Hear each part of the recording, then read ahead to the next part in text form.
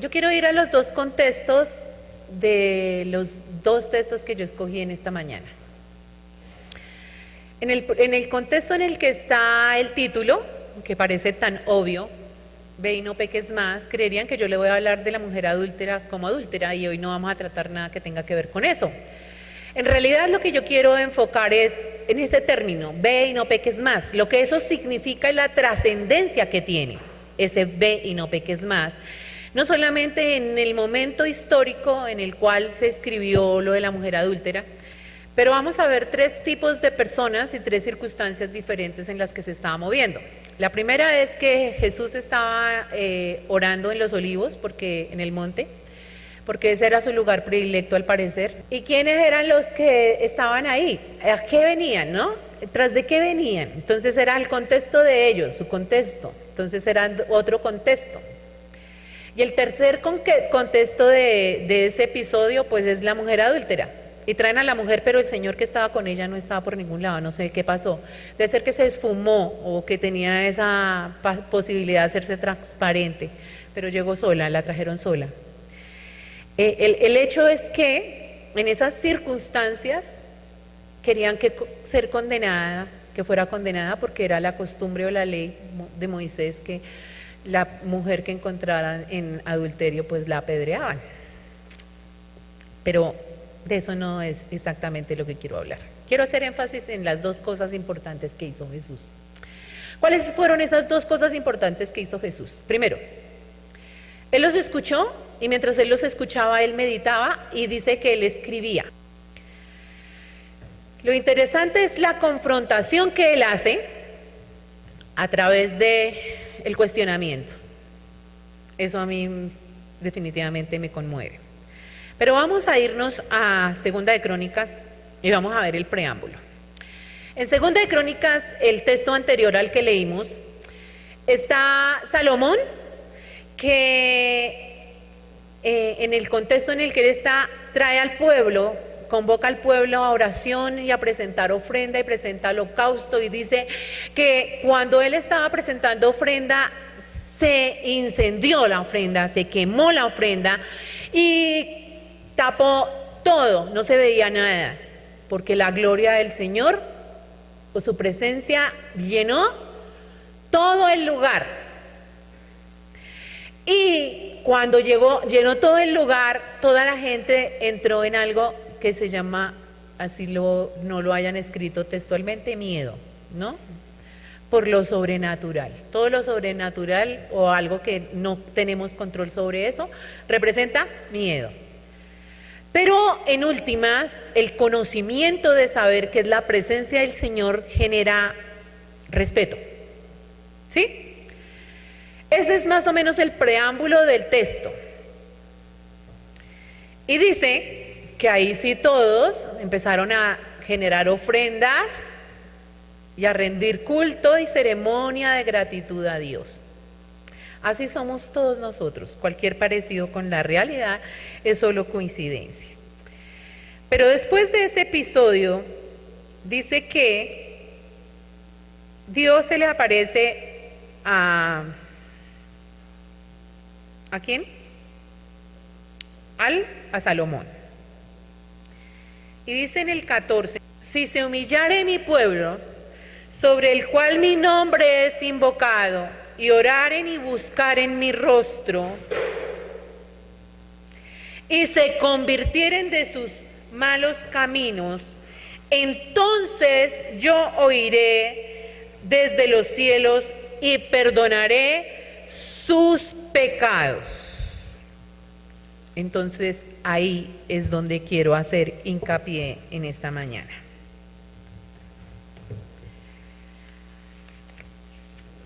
Hay algunas cosas que quiero compartir. ¿Qué significa humillar? Si lo miramos en el contexto de nuestra traducción en español latino, humillarse es postrarse. Pero en el hebreo ese humillarse es humildad, significa humildad. Entonces lo que Dios está queriendo decirle a el rey Salomón es: si se pusieran en humildad, si le bajaran un poco su cabeza, su altivez, su orgullo, su prepotencia, entonces habría una reacción de mi parte, es lo que dice el texto. Y dice, si oraren, es decir, si hablaran con Él, buscaran el diálogo con Él. Y luego dice, buscar su rostro, que en traducción quiere decir tener acceso, o ir o acercarse a Él, es decir, ir a su presencia. Creo que estos tres elementos tienen mucho que ver con el texto de la mujer adúltera.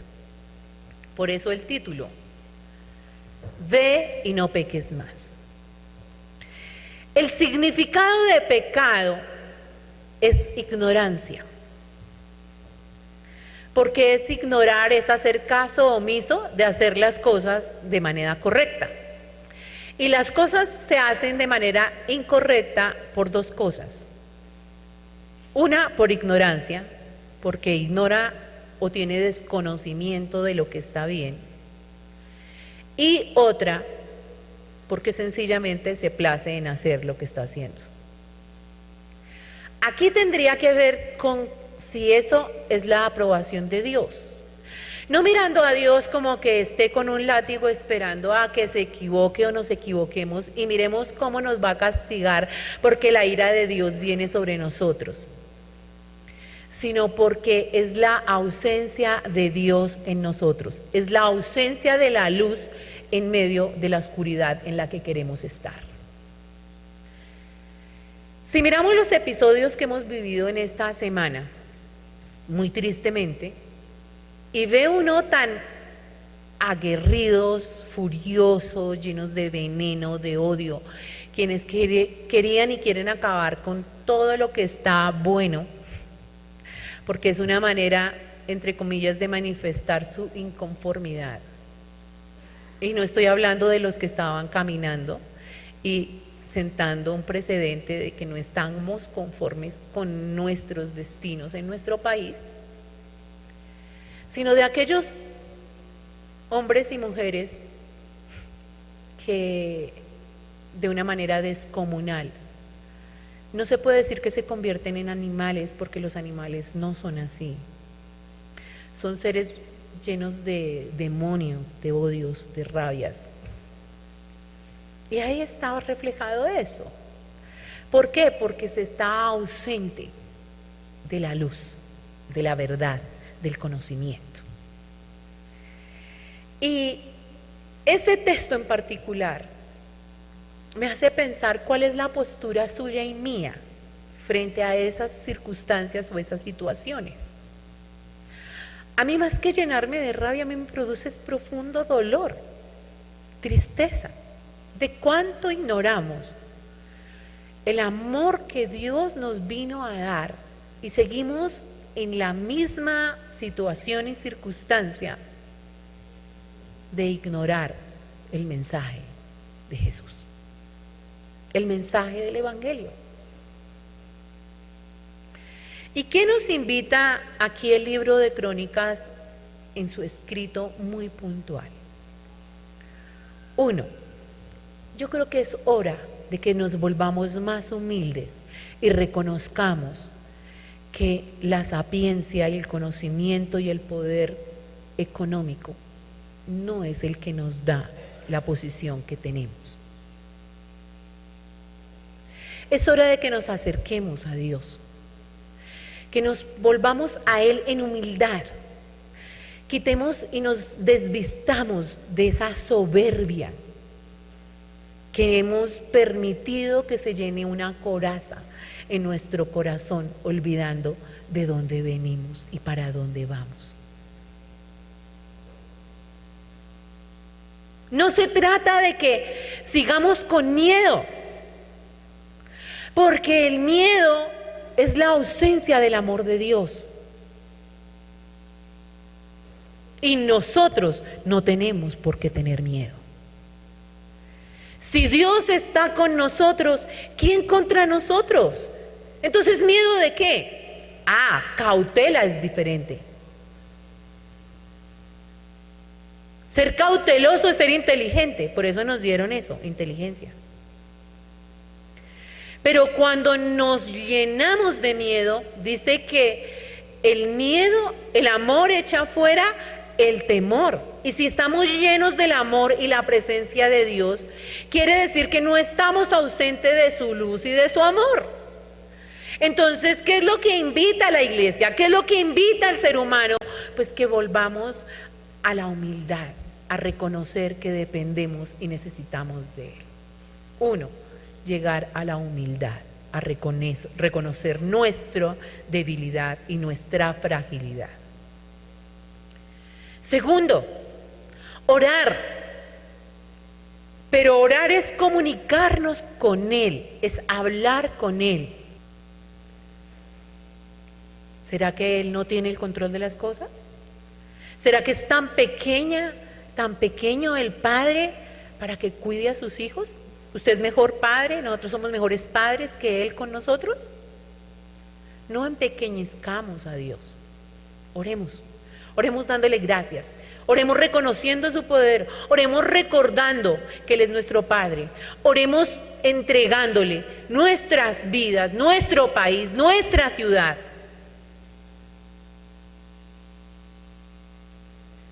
Y por supuesto, a través de la oración, busquemos su presencia, el acceso necesario a su presencia. Y solo se puede dar si usted reconoce que usted es hijo y requiere y necesita de Él. No como una idea, sino como una realidad. Yo soy tu hijo y yo necesito de ti. Todos somos tus hijos y todos necesitamos de ti. Señor, de verdad que Bogotá y Colombia y este mundo necesita de ti.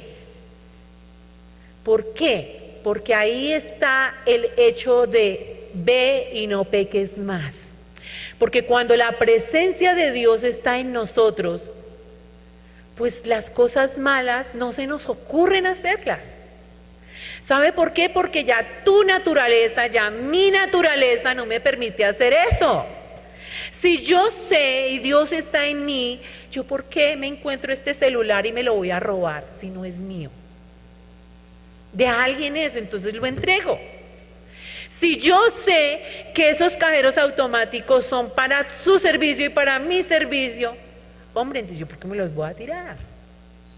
Ve que sí, en qué requiere el pecado es la ignorancia, el ignorar que dependemos y que todo esto fue creado y formado para nuestro bienestar. ¿Y quién nos lo da? Nuestro Padre. Así es que somos accesibles a Él. Cuando nos acercamos y hay comunión de nosotros hacia Él, porque Él siempre está en comunión con nosotros, somos nosotros los que nos distanciamos. Entonces, cuando yo me aproximo a Él, necesariamente Él se acerca a mí, porque Él siempre está presto a oírme, a indicarme, a ayudarme, a guiarme. Buscar su rostro. Y cuando yo hago todos esos pasos anteriores, entonces es obvio que si yo estoy pifiado y me he distanciado, ¿qué es lo que yo quiero hacer? Cambiar. Lo que estaba haciendo mal, pues no lo vuelvo a hacer mal. No me cojo a decir mía culpa, yo soy lo peor, yo soy la escoria. No. Si usted y yo nos hemos equivocado y el amor de Dios te toca cuando escucha su palabra y su presencia, pues sencillamente no lo vuelva a hacer. Eso fue lo que hizo Jesús con la adúltera. Eso fue lo que Él hizo. Ve y no peques más. No lo sigas haciendo. Es decir, ya no eres ignorante, ya entiendes, ya comprendes, ya tienes la capacidad intelectual suficiente para entender que lo que hace te está haciendo daño. Entonces no lo hagas. Eso es. Y eso es lo que yo les quiero decir en esta mañana. Hermanos, ya basta de rasgarnos las vestiduras. Ya basta de darnos golpecitos en nuestra espalda diciendo cuánto somos de, "Ay, sí, es que yo lo vuelvo a hacer". Si usted lo está haciendo es por algo. Si yo lo estoy haciendo es por algo. Entonces, ¿qué es lo que necesito? Llenarme de su presencia y de su amor. Y cuando esa luz está en mí, sencillamente yo sé que yo tengo que evadirla, limpiarme, hacerme a un lado, sacudirme y seguir adelante, porque eso fue lo que Jesús vino a hacer. Todos esperaban apedrearla. Y me imagino que los que salieron de la sinagoga, pues con más veres porque estaban indignos, porque iba en contra de ¿qué? De la pureza de la iglesia. Pero cuando Jesús les preguntó si alguien se siente libre de culpa, tire la primera piedra. Y dice que primero salieron los jovencitos. Eso nos indica que los jóvenes a veces son más cabales que nosotros, porque los más adultos salieron de últimas. Yo creo que yo hubiera sido la primera, qué vergüenza. Pero no fue así. Entonces ya basta de estar juzgando al otro, de juzgar o de tener miedo de qué. Es la hora de recordar que el mensaje de Jesús está en nosotros porque nos da luz. Él vino a darnos luz, a darnos su amor y a enseñarnos cómo se vivía. A él también lo fueron a apedrear. ¿O se les olvida? ¿Se nos olvida? Ahí lo buscaron muchas veces para matarlo, hasta que lo mataron. Pero aún así, su mensaje ha prevalecido muchísimos siglos más, muchos milenios, como para que nosotros todavía sigamos en las mismas situaciones y circunstancias. Y para cerrar, quiero leer lo que concluye el 7.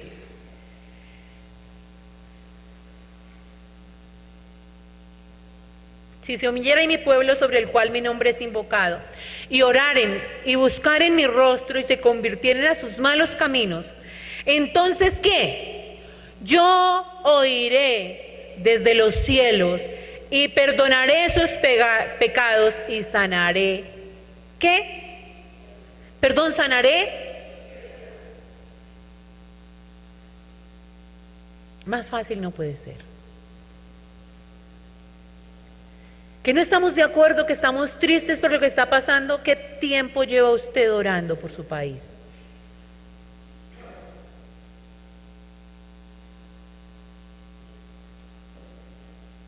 Necesitamos imperiosamente que Dios intervenga en nuestras vidas, en la iglesia, en nuestra familia, en nuestra sociedad, en nuestro país y en nuestro mundo. Entonces ir nuevamente con Él, con humildad, reconociendo que lo necesitamos. ¿Invocarlo? Claro que sí.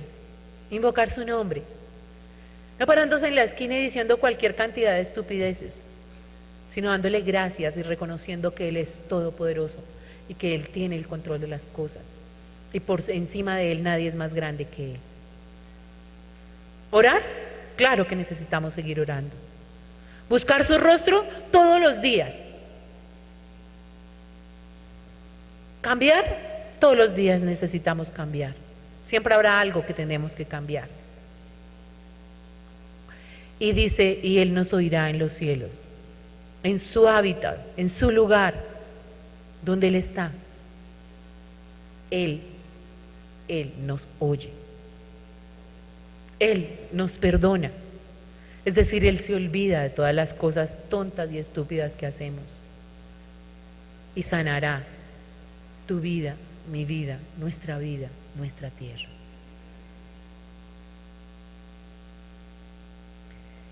Y dice Oseas, y mi pueblo perece. ¿Por qué? Por falta de conocimiento. Por falta de conocimiento. ¿Cuántos de los que se acercan a su vida y a su familia saben que usted es hijo de Dios? sus actitudes son de hijo de Dios, se refleja lo que hace como hijo de Dios. No necesitamos predicar, nosotros predicamos con lo que somos y con lo que tenemos. Como hijos de Dios, sintámonos protegidos y seguros. No tengamos miedo, reconozcamos que Él está con nosotros y en nosotros. Así que, si hemos pecado, pues vayamos, sigamos, pero no sigamos pecando. Dejemos lo que estamos haciendo mal, porque ya no somos ignorantes, sabemos la verdad. El amor echa fuera al temor. Señor, te doy muchas gracias. Muchas gracias por nuestras vidas, por la paciencia, por el amor, por el cuidado que tienes para con nosotros. Reconocemos, Señor, que esta ciudad, que este país no está de lo mejor. Y obviamente de eso no tienes tú la culpa. Son nuestras actitudes. Nuestras actitudes hablan y gritan de lo que hay en nuestro corazón, Señor. Si nuestro pueblo y nuestra ciudad perece, es por ignorancia. Y nosotros tenemos la obligación de hacer algo. Y es orar, buscarte, ir en humildad y seguridad de que tú nos escuchas, que tú nos oyes y que tú tienes todo bajo control. Porque cuando te buscamos, tú nos oyes y tú respondes. Gracias. Gracias por eso y por todo lo que sigues haciendo en nosotros a diario. Te entregamos Bogotá, nuestra ciudad, Señor. Toma el control de esta ciudad, de nuestras vidas, de este hermoso país, de este mundo, de este universo donde tú nos enviaste para que viniéramos a aprender, a buscarte, a conocerte. Para que lo que dejamos en poco tiempo aquí en este lugar, sigamos en tu presencia y con tu presencia en la eternidad y por la eternidad. En Cristo Jesús. Amén y amén.